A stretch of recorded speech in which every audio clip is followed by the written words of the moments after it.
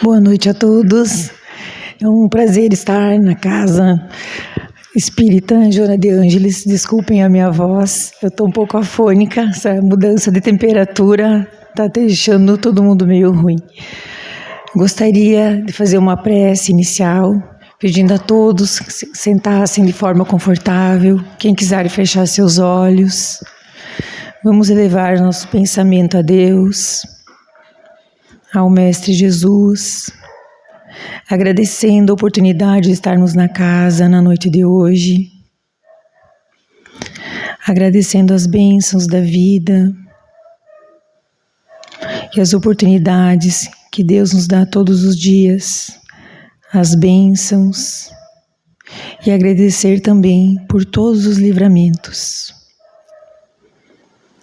Pedimos aos espíritos superiores, ao mentor desta casa e ao nosso próprio mentor, que nos intua, que nos auxilie a bem compreender os ensinamentos do Mestre Jesus, que de forma muito humilde nos colocamos a serviço do Pai. Que assim seja. Na noite de hoje, então, nós vamos conversar um pouquinho sobre a depressão, uma visão geral da doença de forma muito breve, e depois nós falaremos também sobre a parte espiritual envolvida nessa doença, também conhecida como mal do século.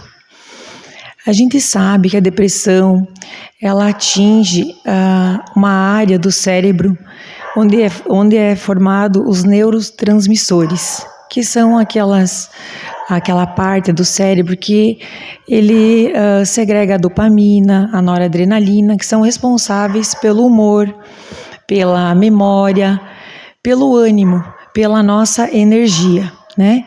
Então todos nós sabemos que a gente vive ainda num mundo de provas e expiações. Estamos aqui em aprendizado ainda, né? Então, estamos indo rumo a mundos felizes, né? Indo para o plano de regeneração, mas ainda estamos caminhando a passos de tartaruga, às vezes como uma lebre, mas ainda estamos caminhando.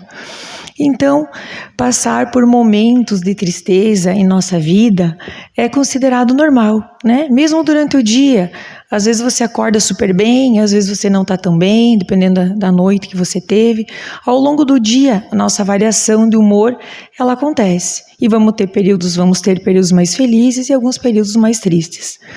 Então, a depressão, ela se caracteriza por um estado de tristeza mais profundo, mais prolongado. Lá no nosso livro do Evangelho segundo o Espiritismo, no capítulo 5, se eu não estou enganada, no item 25, Allan Kardec, já há muito tempo atrás, ele se referia ao que hoje em dia conhecemos como depressão, como melancolia. É aquele estado apático, né, que às vezes a pessoa pode ter. Então, a causa primeira da depressão é o próprio depressivo. Seja por coisas que a gente fez nessa vida, né? Todos nós sabemos da lei de causa e efeito, ou que trazemos lá de vidas anteriores. E tem várias causas, né?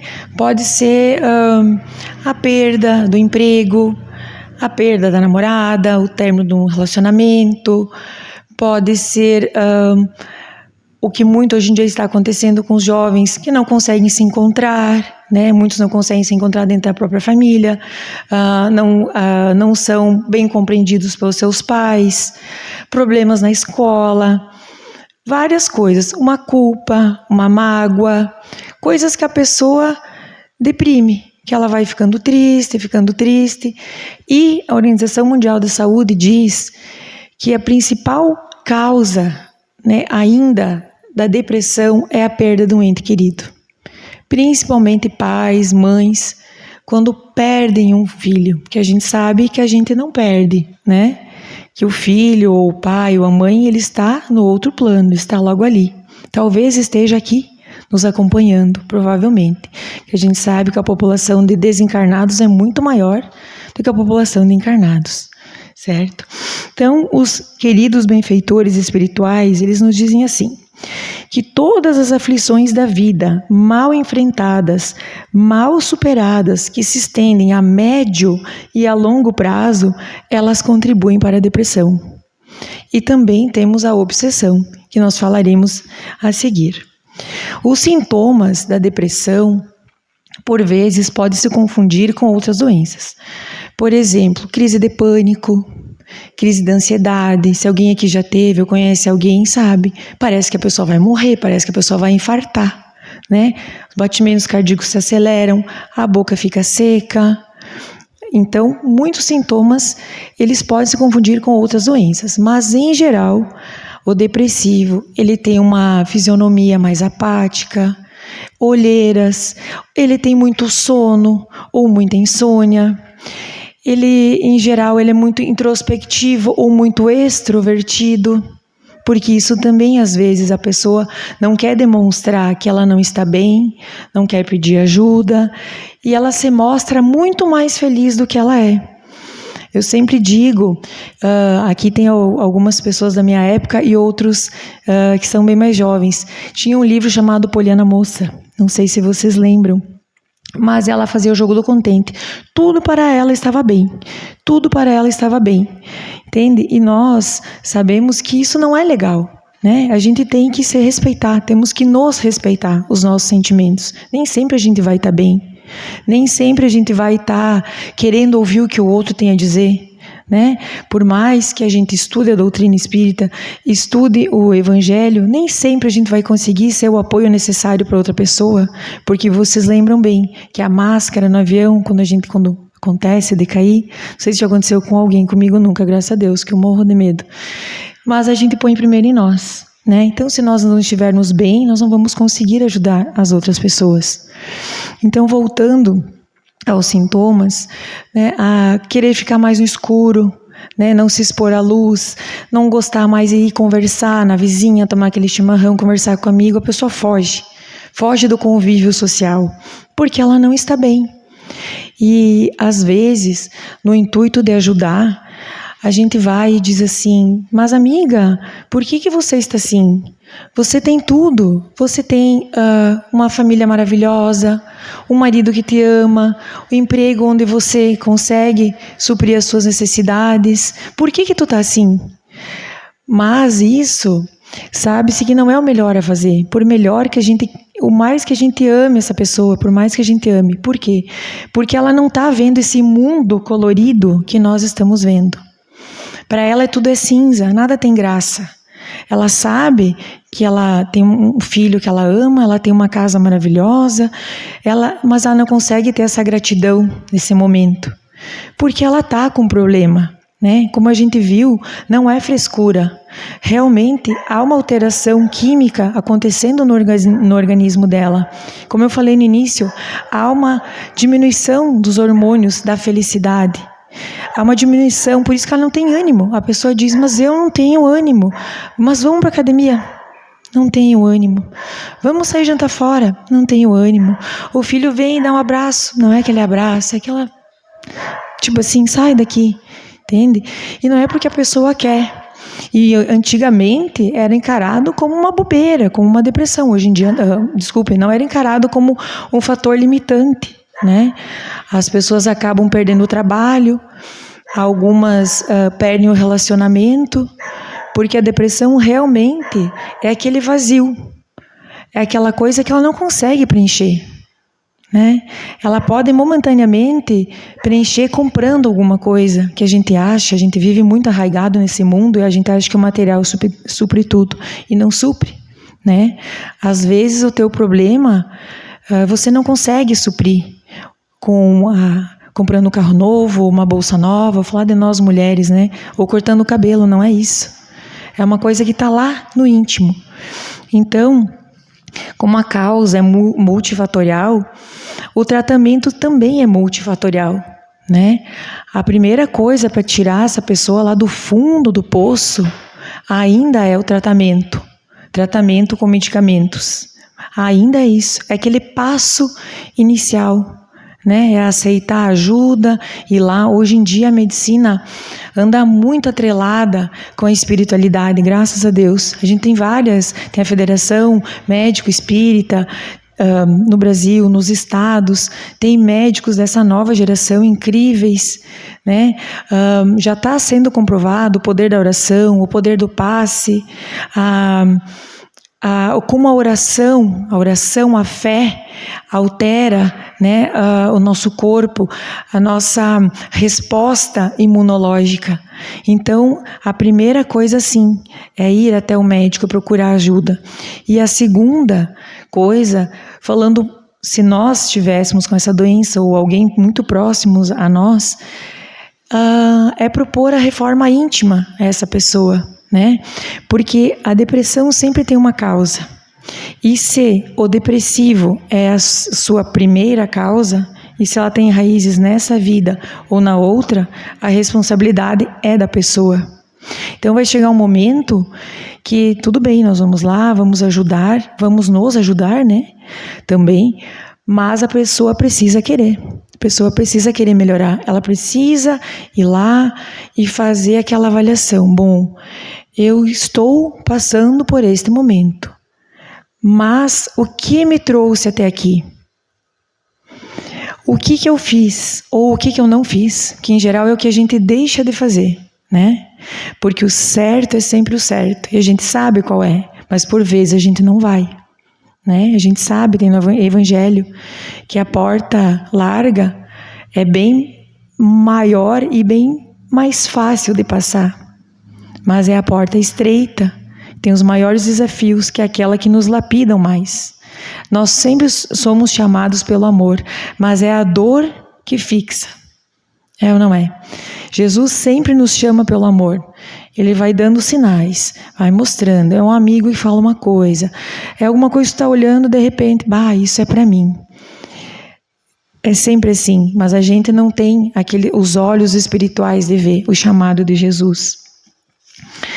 Então, já indo para uma visão espírita, né, da causa, visão espiritual, eu vou ler literalmente o que numa palestra maravilhosa do Haroldo Dutra, ele diz, que é assim: o Espiritismo, lembrando da reencarnação, onde podemos trazer a predisposição para a depressão de uma vida anterior, onde algum gatilho da atual encarnação faz com que aflore a depressão propriamente dita.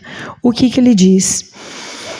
Que a pessoa que está depressiva passa muita coisa na cabeça dela, inclusive tirar a própria vida, né?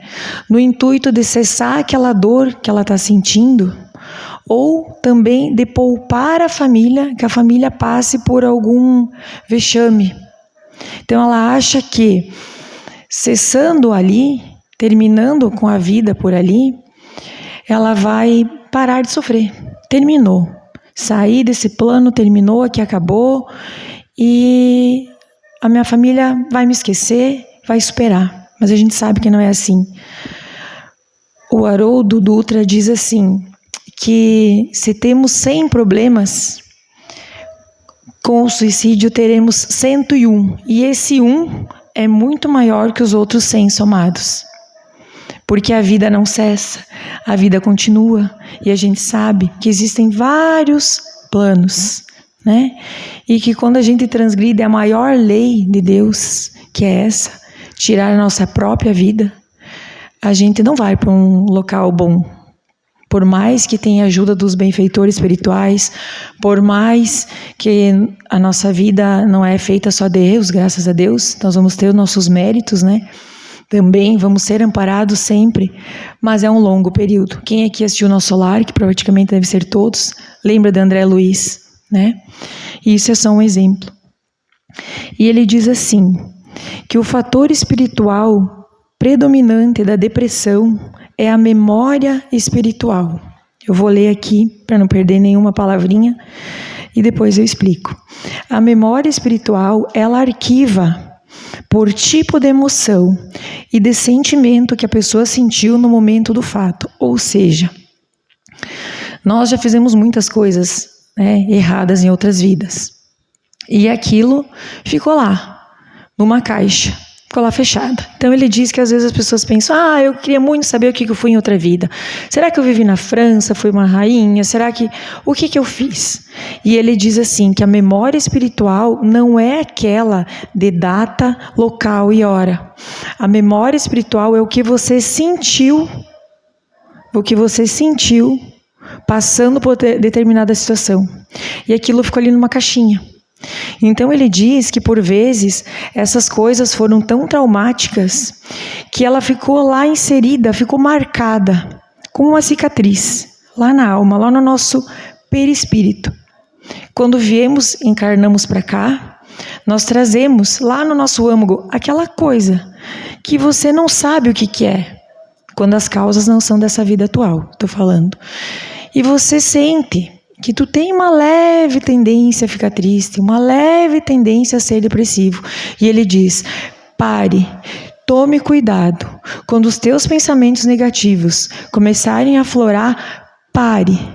Vá caminhar, vá conversar com alguém, tome um café, mas não dê asas a esses pensamentos.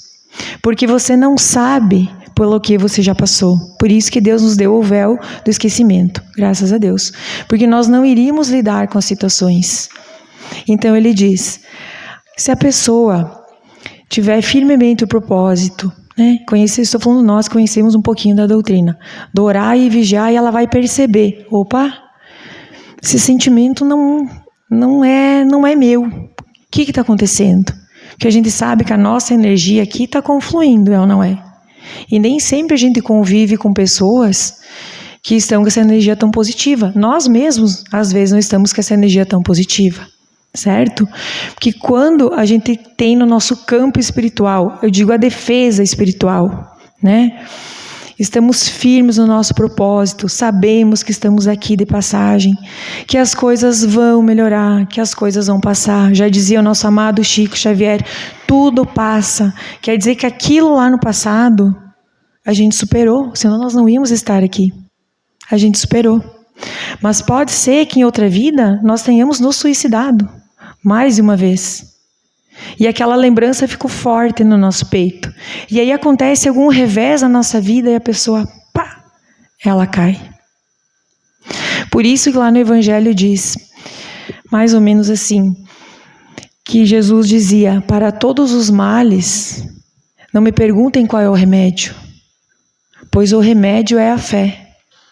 Se nós tivermos uma fé inabalável em nosso Senhor Jesus Cristo, nós sabemos que nós vamos passar por provas e expiações, é óbvio que vamos.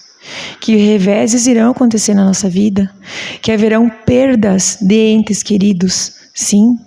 Que nós vamos chorar, nós vamos sofrer, mas nós aprendemos através da doutrina que é consoladora o bem sofrer. No livro do Evangelho, e vocês que têm muito mais conhecimento do que eu, me chamem a atenção se estiver errada, eu não li nunca que diz assim, vocês não irão sofrer. Ao contrário, haverá prantos e ranger de dentes, mas eu estarei com vocês até o final. Porque para nós que conhecemos um pouquinho da doutrina, Jesus nunca foi, ele nunca saiu, por isso que ele é o governador planetário. Ele está sempre aqui conosco, está sempre aqui. E ele age em nossa vida de diferentes formas. É um amigo, uma palavra amiga, é uma música edificante, Então a gente tem que ir atrás, a gente tem que buscar, que é o que nós estamos fazendo todos nós aqui. Estamos buscando nos melhorarmos, evoluirmos, cultivarmos a gratidão, agradecer pelo que nós temos, é muito importante. A gente sempre foca no que a gente não tem, mas a gente não agradece muitas vezes o que a gente tem. E essa nova geração, eu vejo muitos de vocês aqui e fico muito feliz. Vocês é que irão mudar tudo isso. Nós já trazemos várias mazelas de outra época. Vocês não. Vocês têm esse livro em branco, principalmente aquela geração ali. Que idade ela tem, Rudy? 8, um pouquinho mais nova que a minha. Ela já vem para mudar tudo isso, mudar esse paradigma, sabe? Vem para melhorar esse planeta. Por mais que tenhamos ainda guerras, é a limpeza, É a limpeza necessária. Quem que recebe alguém na sua casa sem fazer uma limpeza? É ou não é? Como é que a gente vai acessar a nossa luz se a gente não souber da nossa sombra? E isso acontece em vários níveis. No nível pessoal, emocional, político, planetário. É assim mesmo. Por isso que para esses momentos a nossa fé tem que estar sobre a rocha, construída firmemente, não sobre areia. O vento vem, pode até dar uma balançada, mas você fica ali. Maíse Braga, que é outra palestrante que eu gosto muito, ela diz assim, ela chama muito atenção para os nossos pensamentos, para os nossos sentimentos, pela qualidade dos nossos pensamentos, porque o depressivo é alguém que pelo seu livre-arbítrio resolveu agir, pensar no mal, pensar em coisas negativas, não pensar em mal e maldade, não é isso. É pensar negativamente, é agir negativamente. Então ela diz, cuidai dos vossos pensamentos, tentem substituí-los. E ali no final eu vou ler um pequeno exercício deixado pelo nosso querido Divaldo Franco, bem simples, mas que a gente não faz, ou se faz menos do que deveria. Então aqui, de forma, já falando um pouquinho na obsessão, nós sabemos que nós deixamos, né, ou vemos ao longo de nossas vidas acumulando alguns inimigos, né, inimigos desencarnados também. E quando a nossa energia baixa muito, devido a coisas que fizemos em outras vidas, ou nessas principalmente, a nossa energia diminui. E eles estão ali, opa, a energia dela diminuiu. Vamos lá incomodar. Vamos lá colocar, minhoca na cabeça. E para isso, essas entidades que são nossos irmãos, que ainda estão no erro, assim como nós já estivemos um dia, eles fazem com o quê? Que irmãos sofredores nos cerquem. E se nós estamos com essa brecha aberta, né, no nosso corpo espiritual, a nossa defesa espiritual diminuiu, eles encharcam a pessoa de energias deletérias, de pensamentos negativos, de ideias suicidas, a ponto de que as ideias dele se sobrepõem às ideias deles sobre a pessoa. Então, isso tem que ter muito, muito, muito cuidado, porque a gente diminuindo a nossa vibração, a gente abre campo para isso. E quando a gente abrir esse campo, como disse Haroldo Dutra, o que será que tem na nossa caixa? O que será que tem lá? Será que já não fomos suicidas? Será que já não passamos por dores semelhantes? E a pessoa pode acabar se afundando e será muito difícil dela sair dessa situação. Por quê? Baixa imunidade, né, pessoal? A defesa espiritual, ela está inteiramente entrelaçada com a defesa física do nosso organismo. Então, nós temos que ter muita atenção, porque às vezes esse obsessor, ele amplifica, ele maximiza o problema que nós estamos vivendo e a nossa imunidade baixa, e aí outras doenças começam a aparecer, né? Devido a essa mágoa, essa tristeza, como por exemplo o câncer, né? Então, lembrar sempre disso, da necessidade de cultivar a fé, a necessidade da pessoa cultivar a espiritualidade. A ciência confirma que quanto maior a espiritualidade, maior a pessoa está blindada contra a depressão e contra outros tipos de doenças. A gente sabe que quando uma pessoa ora, e isso não sei o que eu digo, são cientistas, pessoas que estudam mesmo, médicos, quando a gente ora, quando a gente eleva agora nosso pensamento a Deus, tem uma região do nosso cérebro, que eu não me lembro o nome agora, aumenta a irrigação sanguínea e ela começa a liberar esses hormônios importantes para a memória, para a concentração, para a atenção, aumenta o nosso ânimo, que essas vibrações, elas chegam para as pessoas onde quer que elas estejam, né? Porque é uma coisa do espírito. Então nós, enquanto estudiosos da doutrina, o que nós podemos fazer, além de tudo que já foi falado aqui? Cultivar sempre a fé no Cristo redivivo, falar para os nossos amigos, para as pessoas que estão passando por um momento de dificuldade, sobre a imortalidade da alma, sobre a reencarnação, sobre a pluralidade dos mundos, sobre a lei da ação e reação, sobre todas aquelas mensagens que Cristo nos deixou, sobre o Evangelho, sobre o Deus bom, justo. Ele não é um Deus punitivo, Ele é um Deus que nos ama, que nos cuida, Ele é nosso Pai, que nós temos acesso a essa conexão direta com Deus, através dos nossos pensamentos, dos nossos sentimentos, e que a gente não precisa estar dentro do centro espírita, a gente não precisa estar dentro de uma igreja, a gente precisa estar aqui, ter Ele no nosso coração. É claro que tem lugares que nós vamos nos encontrar mais, né? Vai facilitar essa conexão, seja no centro espírita, seja na católica, seja na evangélica, aonde for. Deus é um só, Jesus é um só, e Ele mora no nosso coração. Então eu gostaria agora de ler essa técnica tão simples de Edivaldo, mas de uma maneira tão importante, e que a gente possa levar ela para o nosso dia a dia, que a gente possa falar dela para as pessoas que estão tristes, né? Que a gente possa lembrar daquela frasezinha tão importante do Chico, que tudo passa, os momentos felizes, os momentos tristes, porque assim é a nossa vida nesse plano de provas e expiações. Claro que nós estamos nos trabalhando para termos mais momentos felizes do que tristes. E que quando esses tristes chegarem, a gente esteja forte na nossa fé, porque a gente possa superá-los. Então, Divaldo diz assim: para ter bons pensamentos e bons hábitos, toda vez que dizemos eu não consigo, estamos dizendo para nossa mente eu não quero. Porque sempre que nós queremos, nós conseguimos. Tanto que nós estamos aqui reencarnados novamente. Ele diz assim: é uma questão de hábito cultivar pensamentos positivos. Pense no bem, e o bem acontecerá. Evite o pessimismo, a melancolia, e não entrarás em depressão. Pense no bem, haja no bem, cultive a caridade. Toda vez que vier um pensamento ruim, substitua-o por um pensamento bom, e assim a vida flui de forma leve e feliz.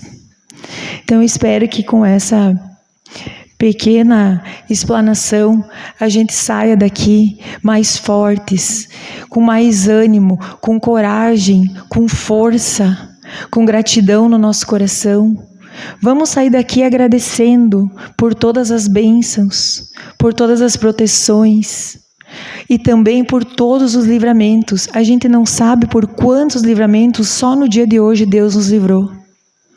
Que a gente possa estender as nossas preces a todos os irmãos que acabaram sucumbindo pela depressão, né, por outros vícios como álcool, como as drogas, e acabaram se tirando a própria vida. Então eu gostaria, quem quiser, que feche os seus olhos novamente, para nós fazermos a prece de encerramento. Senhor Jesus, obrigada pela vossa presença no nosso meio na noite de hoje. Rogamos a vós, Senhor, por força, coragem e fé. Pedimos pela nossa saúde e de todas as pessoas. Queridos irmãos, imaginemos uma luz muito, muito brilhante, tomando conta de todo o nosso ser. Que essa luz maravilhosa cure todas as nossas doenças espirituais, remova todos os miasmas mentais, fortaleça nossas células, fortaleça a nossa imunidade física e espiritual. Que essa luz se amplie muito e percorra os 4 cantos desta cidade. Que ela se amplie ainda mais e chegue até os nossos lares, abençoando a todas as pessoas que lá estão. Que esta luz, guiada por Cristo, entre em nossos locais de trabalho. abençoando, iluminando. Que essa luz divina chegue até os hospitais, em cada leito, chegando aos orfanatos, aos presídios, a todos os locais insalubres, aos locais que ainda há guerras. Que o Senhor nosso Deus toque o coração de todos os governantes. Que essa luz maravilhosa se espalhe pelo nosso estado, fortalecendo o nosso povo. Que essa luz divina e maravilhosa chegue a todo o nosso Brasil, que é sim e será, com a graça de Deus, a pátria do Evangelho. Que nosso governador planetário, nosso Senhor Jesus Cristo, irradie luz, paz e bênçãos a todos nós. Que assim seja.